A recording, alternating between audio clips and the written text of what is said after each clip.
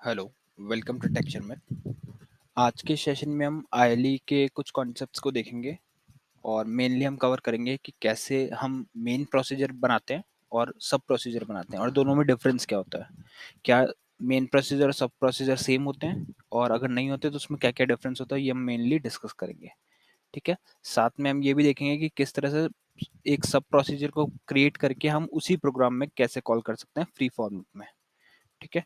तो यहाँ मैंने एक प्रोग्राम क्रिएट किया हुआ है, हम इसको गो थ्रू करेंगे अभी।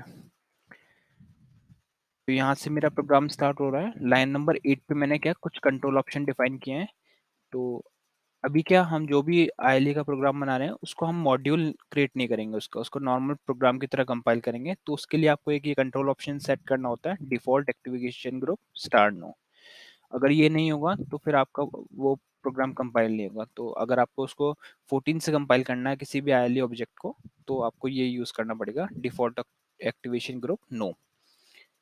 अब हम मेन प्रोसीजर बना रहे हैं। तो मेन प्रोसीजर क्या होता है? मेन प्रोसीजर आप ऑप्शंस कंट्रोल ऑप्शंस में ही डिफाइन करते हो और उसका जो नेम होता है वो आपके प्रोग्राम जैसा होता है। तो जैसे यहाँ मेरे प्रोग्राम का नेम है मेन प्रोक, तो यहाँ पे मैंने इसको मेन ऑप्शन में यूज करके कीवर्ड के साथ में मेन प्रोक डाला। तो ये इससे मैंने इसको आइडेंटिफाई कर दिया कि हाँ, जो भी मेन प्रोक नेम से प्रोसीजर मिलेगा वो इसका मेन प्रोसीजर रहेगा मेरे प्रोग्राम का।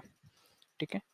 तो यहाँ पे अभी लाइन नंबर 14 से हमारा मेन प्रोसीजर स्टार्ट हो रहा है। तो मेन प्रोसीजर क्या होता है? मेन प्रोसीजर वो प्रोसीजर होता है जिसमें हम बहुत इनिशियल लेवल की जो चीजें होती है उसको इम्प्लीमेंट करते हैं। जैसे कुछ अगर जैसे आपको मल्टीपल ऑप्शंस कॉल कराने हैं तो आप क्या करोगे, डिफरेंट डिफरेंट ऑप्शंस के लिए सब प्रोसीजर बना लोगे और उन सबको कॉल कराने के लिए आप मेन प्रोसीजर में उनको कॉल कराओगे।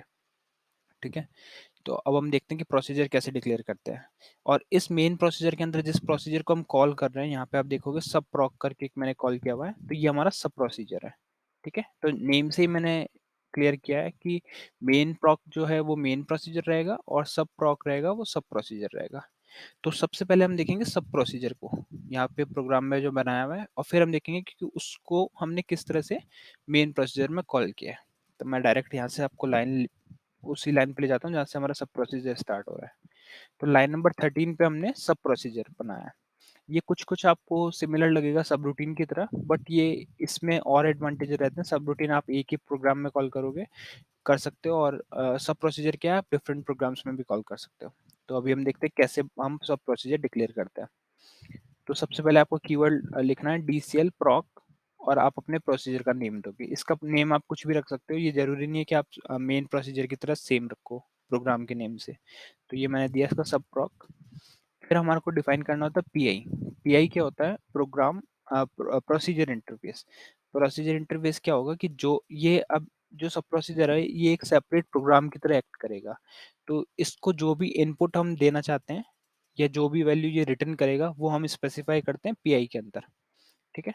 तो यहाँ पे मैंने लिखा डीसीएल पीआई, प्रोसीजर का नेम, और प्रोसीजर नेम के बाद में आप जो भी वैल्यू पास करोगे वो ये प्रोग्राम रिटर्न करेगा, मतलब ये सब प्रोसीजर रिटर्न करेगा। तो मैंने इसको दिया कि 30 कैरेक्टर का कुछ मैं डेटा यहाँ से रिटर्न कराऊंगा।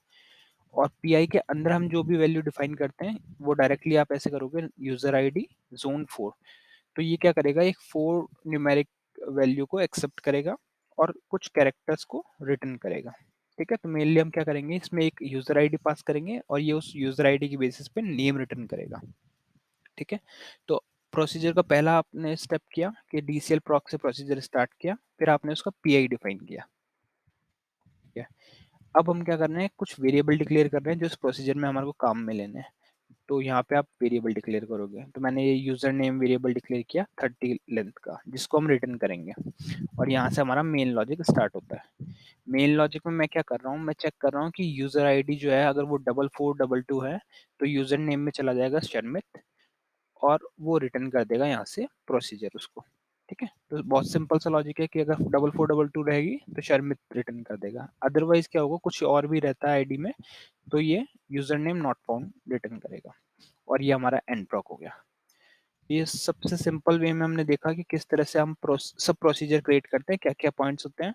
तो सबसे पहले आपको डीसीएल प्रॉक स्टार्ट करना है, फिर आपको पीआई डिफाइन करना है। पीआई में हम पीआई के अंदर उस चीज को लिखते हैं जो हम इनपुट लेंगे, जो हम इस प्रोसीजर को कॉल करते टाइम पास करेंगे, वो वो इनपुट या वो पैरामीटर, और प्रोसीजर सब प्रोसीजर के पीआई के सामने जो हम लिखते हैं वो लिखते हैं कि कौन सी वैल्यू वो रिटर्न करेगा। तो ये हम स्ट्रिंग रिटर्न कर रहे हैं इसलिए मैंने यहाँ पे कैट 30 लिखा। और फिर जो भी मेन लॉजिक है वेरिएबल के साथ में आप वो यहाँ पे डिफाइन कर सकते हो। यहाँ पे हमने यूजर आईडी डिफाइन नहीं किया क्योंकि वो हमने ऑलरेडी पीआई में डिफाइन किया हुआ है, पर हमने यूजर नेम डिफाइन किया क्योंकि वो यहाँ पे डिफाइन नहीं था। ठीक है, और फिर जस्ट मेन लॉजिक जो भी आप करना चाहते हो ऑपरेशन वो करो और यहाँ से वैल्यू रिटर्न करो। ऐसा भी हो सकता है कि आपकी कोई प्रोसीजर वैल्यू रिटर्न नहीं करे, तो उस केस में यहाँ पे star I N R on कर देना, क्योंकि ये सब प्रोसीजर जो है वो एक सेपरेट प्रोग्राम की तरह एक्ट करता है, वरना ये आपका कंपाइल नहीं होगा। तो या तो रिटर्न रखो प्रोग्राम में या फिर star I N R on करना होगा। ये हमारा हो गया सब प्रोसीजर। अब हम क्या करेंगे, इस सब प्रोसीजर को अपने मेन प्रोसीजर में कॉल करते हैं। तो वही सेम प्रोसेस रहेगा मेन प्रोसीजर बनाने का। मेन प्रोसीजर में जस्ट एक चीज ध्यान रखनी है कि आप अपने प्रोग्राम के नेम से सिमिलर नेम रखोगे। तो यहाँ मैंने लिखा डीसीएल प्रॉक मेन प्रॉक। मेन प्रॉक मेरे प्रोग्राम का नेम भी है, आप यहाँ देख सकते हो। उसके बाद में हम पीआई लिख रहे हैं, तो इसमें क्या मैं अपने इस प्रोग्राम को कॉल करते टाइम कुछ पैरामीटर पास नहीं करूंगा, तो इसलिए मैंने इसको ब्लैंक रखा और ना ही ये कुछ रिटर्न करेगा। ठीक है, तो इसको मैंने ब्लैंक किया यहाँ पे। उसके बाद में मैंने कुछ वेरिएबल डिक्लेयर करे जो मैं इसमें यूज करूंगा, जैसे यूजर आईडी। तो यूजर आईडी क्या है, जब भी हम सब प्रोसीजर को कॉल करेंगे तो आप डायरेक्टली पास नहीं कर सकते, उसके लिए आपको वेरिएबल में असाइन करके वैल्यू पास करना होगा। तो मैंने यूजर आईडी दिया इसको 4422। यूजर नेम, अब यूजर नेम में क्या होगा, सब प्रोसीजर कॉल होगा और यूजर आईडी के साथ वेरिएबल हमने पास किया पैरामीटर यूजर आईडी, तो यहाँ से ये 4422 लेके जाएगा और रिटर्न करके हमारे को नेम मिलेगा, और फिर उस नेम को हम यहाँ पे डिस्प्ले करा रहे हैं।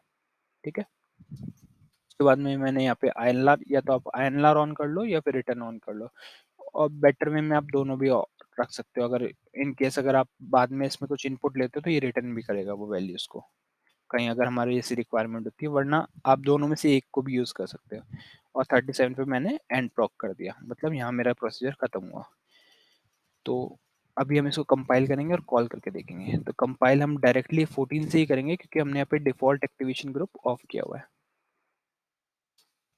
मैंने इसको 14 से कंपाइल किया और कॉल किया, तो यहाँ पे मेरे को आउटपुट मिला शर्मित। अब हम वैल्यू चेंज करके देखते हैं।